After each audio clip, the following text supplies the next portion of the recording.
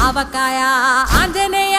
కథ మొదలెట్టినాడు చూడరయ్యా శక్తినంతా చూడగట్టి చెట్టు దులిపినాడు అంజయ్య ఎర్ర ఛాయ కోతి అవతార వెంటమాయ